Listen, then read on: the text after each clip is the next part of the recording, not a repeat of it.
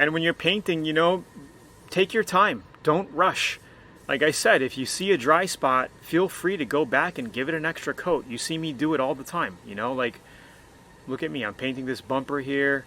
I'm making sure I'm able to see everything. It was very tight here. I think I had like less than a foot to the garage door, but I was able to get everything. You know, you can see I'm making my strokes here, making sure it's laying on glossy, right? As long as you see it lay on glossy, you know it's going to stay glossy. Don't be afraid to lay the paint on. That's the number one failure with people getting dry paint or orange peel. They're not laying enough paint on it, right? So see, I'm just laying it on really nice.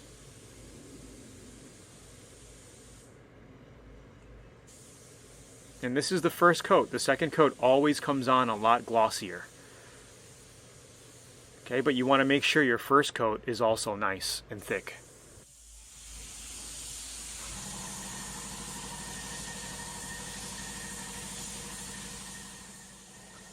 So while we're painting here, I figured why not? Let's just hit the back of the back of the grill here, because once we put the grill on, you're going to be able to kind of see through it, and if it's not painted, it's going to look like crap, right? And hey, some people are going to yell at me saying, hey, you shouldn't be painting the radiator, but you know what? If you go out to a radiator repair shop, they paint all of their refurbished radiators with single stage paint.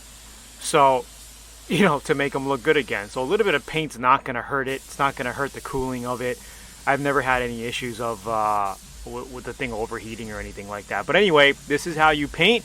You can see how close the garage door was here. This is a big van, but we were able to get this thing gloss blacked out, looking amazing using the Atom-X88 spray gun. Sprays really well, even at lower pressures. And the Gunbudd lighting system here just does wonders, especially if you have a garage with, you know, not the best lighting.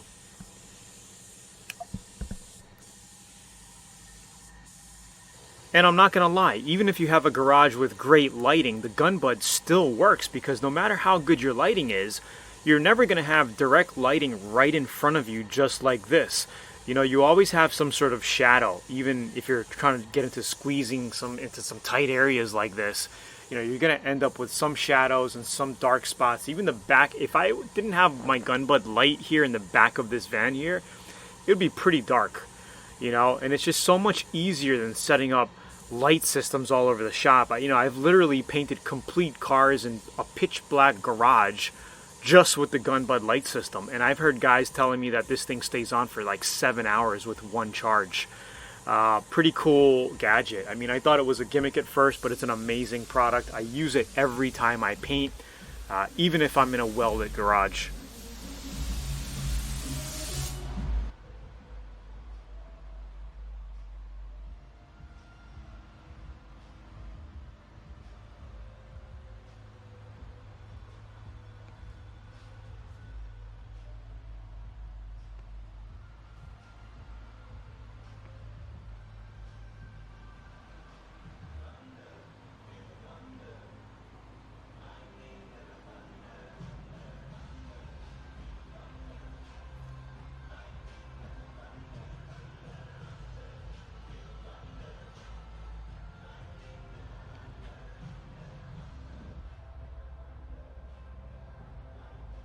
We just painted it about 2 hours ago. Now I'm just going to feel the paint here. This is, you always want to feel the paint. Oh, it looks like there's a little ant in there. Who cares? I don't care. I think it's about right. It's not wet to the touch. It is tacky, but not stringy. Okay, so you want to make sure if you touch it and it strings up, it's too wet, right? Look how glossy that is. Really laid it on really nice.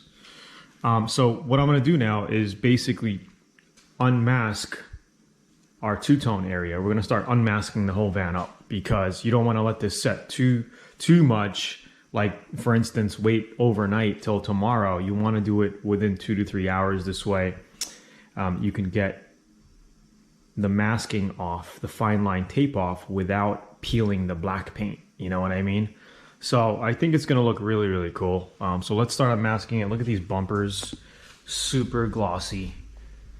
When you're in the middle of working, on a project, it doesn't look good. But as you start to put it together, you know, clean up the rims, do the details, put the mirrors back on, clean the window, you know, then it starts to put the lights in, then it starts to look really, really good. But look, check it out. We got, you know, two-tone all the way around.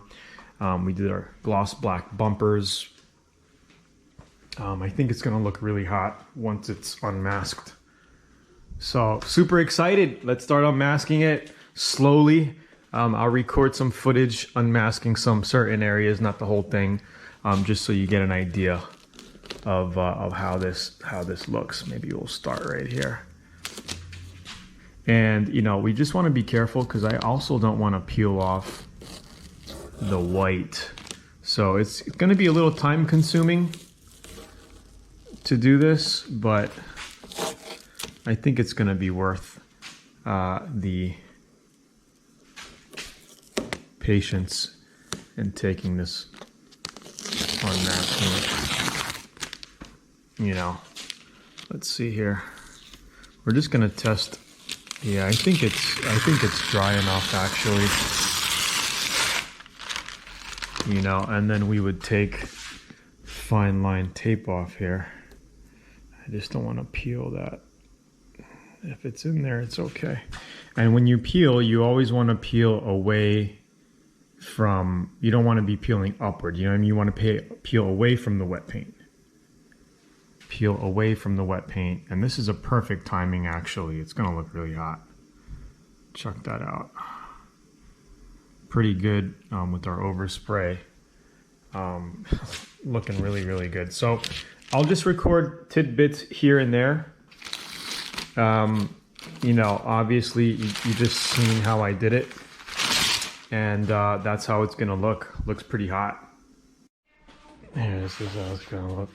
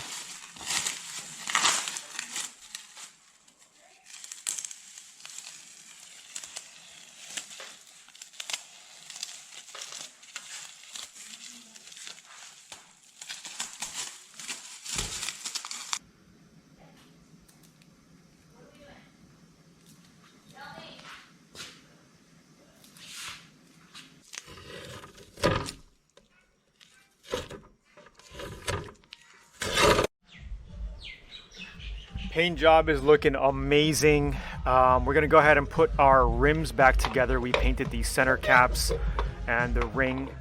I'm gonna be putting all that back on. We're gonna detail the truck up, put our grill back on, and that's pretty much it. I think the only thing I had to do was color sand and buff out my headlights, which we're gonna be doing in a second here. And we teach all of these strategies and Learn Auto Body and Paint VIP as well.